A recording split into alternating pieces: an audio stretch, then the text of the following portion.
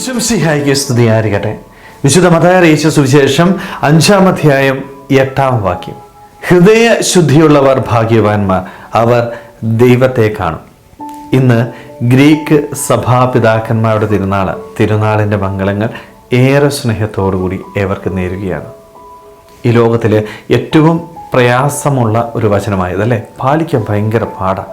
ശുദ്ധമായ ഹൃദയത്തോടുകൂടി ജീവിക്കുക എന്നുള്ളത്. കാരണം തിന്മകൾ നമ്മുടെ ചുറ്റുപാടും ഇഷ്ടം പോലെയുണ്ട്. നമ്മുടെയൊക്കെ ഉള്ളിൽ പലപ്പോഴും പല തിന്മകൾ കടന്നുകൂടുന്നുണ്ട്.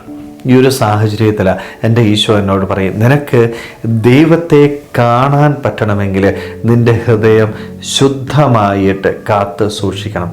എപ്പോഴാണ് എൻ്റെ ഹൃദയത്തിലേക്ക് തിന്മ കടന്നു, അല്ലെങ്കിൽ എങ്ങനെയാണ് എൻ്റെ ഹൃദയത്തിലേക്ക് തിന്മ കടന്നു വരുന്നത്? പ്രധാനമായിട്ട് നമ്മുടെ കാഴ്ചയിലൂടെയും കേൾവിയിലൂടെയുമാണ് നമ്മുടെ ഹൃദയത്തിലേക്ക് തിന്മ കടന്നു വരുന്നത്. മോശമായ ഒരു കാര്യം ഞാൻ കണ്ടാൽ എനിക്കൊരിക്കലും നന്മ ചിന്തിക്കാനായിട്ട് പറ്റത്തില്ല.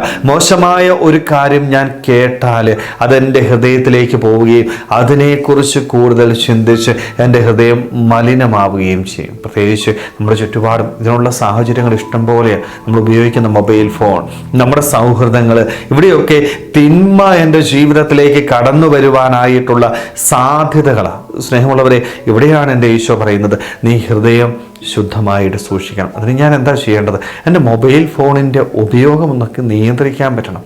പലപ്പോഴും പലരെ സംബന്ധിച്ച് ഈ മൊബൈൽ ഫോൺ ഇല്ലാതെ ഇന്ന് ജീവിക്കാൻ പറ്റുമോ? കിടക്കുമ്പോൾ കൂടെ കെട്ടിപ്പിടിച്ച് കിടക്കുന്നത് മൊബൈൽ ഫോണാണ്. എപ്പോഴും ഈ മൊബൈൽ ഫോണിൽ കാഴ്ചകൾ കണ്ടുകൊണ്ട് സോഷ്യൽ മീഡിയയ്ക്ക് അഡിക്റ്റായിട്ട് ജീവിക്കുന്ന വ്യക്തികളായിട്ട് നമ്മൾ മാറുക. എപ്പം നോക്കിയാലും ഓൺലൈൻ അല്ലേ, അത് വാട്സപ്പ് ആയിക്കോട്ടെ, ഇൻസ്റ്റാഗ്രാം, ഫേസ്ബുക്ക്, ഇവിടെയൊക്കെ നമ്മൾ ഫോട്ടോ ഇടുവാനായിട്ടും അതിൻ്റെ അകത്ത് പൂർണ്ണ സമയം ചെലവഴിക്കുവാനും പ്രാധാന്യം കൊടുക്കുന്ന വ്യക്തികളായിട്ട് നമ്മൾ മാറുക. പ്രാർത്ഥന പോലും പലപ്പോഴും നമ്മൾ മാറ്റിവെക്കുകയാണ്. എപ്പോഴും ഈ മൊബൈൽ ഫോണിന് അടിമപ്പെട്ടുകൊണ്ട് എല്ലാ കാഴ്ചകളും കണ്ട് മുന്നോട്ട് പോവുക. പലപ്പോഴും ഈ കാഴ്ചകൾ നമ്മെ തെറ്റിലേക്ക് നയിക്കും. അതുകൊണ്ട് മൊബൈൽ ഫോണിനെ നിയന്ത്രിക്കണം. മൊബൈൽ ഫോൺ എനിക്ക് ഉപയോഗിക്കാനായിട്ടാണ്, എൻ്റെ നിയന്ത്രണത്തിലായിരിക്കണം. പക്ഷേ ഇന്ന് സംഭവിക്കുന്നത് മൊബൈൽ ഫോൺ നമ്മളെ നിയന്ത്രിക്കുക. അത് നമ്മുടെ ജീവിതത്തിൻ്റെ നാശത്തിന് കാരണമായിട്ട് തീരും. സ്നേഹമുള്ളവരെ, അതുകൊണ്ട് ഈ കാഴ്ചകളെ നിയന്ത്രിക്കണം. നന്മ കാണാനായിട്ട് പറ്റണം, നന്മ കേൾക്കാനായിട്ട് പറ്റണം. തെറ്റിൻ്റെ സാഹചര്യങ്ങൾ എൻ്റെ ജീവിതത്തിലേക്ക് കടന്നു വരുമ്പോൾ അത് പൂർണ്ണമായിട്ട് ഉപേക്ഷിക്കുവാനായിട്ട് എനിക്കാ തീരുമാനമെടുക്കാൻ പറ്റുന്നത്. എൻ്റെ ഫ്രണ്ടിൽ നന്മയും തിന്മയും എൻ്റെ ദൈവം വെച്ചിട്ടുണ്ട്. ഞാൻ എടുക്കുന്നത് നന്മയാണ് എങ്കിൽ എൻ്റെ ഹൃദയത്തിലേക്ക് നന്മ കടന്നു വരും. നല്ല ഹൃദയത്തോടുകൂടി ദൈവസന്നിധിയിൽ വിശ്വസ്തയോടുകൂടി വിശുദ്ധിയോടുകൂടി ജീവിക്കുവാൻ സാധിക്കും. പക്ഷേ ഞാൻ എടുക്കുന്നത് തിന്മയാണ് എങ്കിൽ എൻ്റെ ജീവിതം പാപത്തിന് അടിമപ്പെട്ടു പോകും.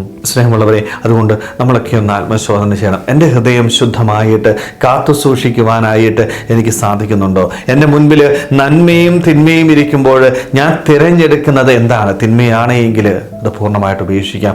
നല്ല കാഴ്ചകൾ നമുക്ക് കാണാം, നല്ലവ കേൾക്കുവാനായിട്ട്, അങ്ങനെ ഹൃദയത്തിൽ നന്മ നിറയ്ക്കുവാനായിട്ട്, ദൈവത്തെ കണ്ടുകൊണ്ട് വിശുദ്ധിയോടുകൂടി സന്തോഷത്തോടുകൂടി ജീവിക്കുവാനായിട്ട് നമുക്ക് ഓരോരുത്തർക്കും ആത്മാർത്ഥമായിട്ട് ആഗ്രഹിക്കാൻ പരിശ്രമിക്കാം. ദൈവം നമ്മളെല്ലാവരെയും സമൃദ്ധമായിട്ട് അനുഗ്രഹിക്കട്ടെ. ആമേൻ.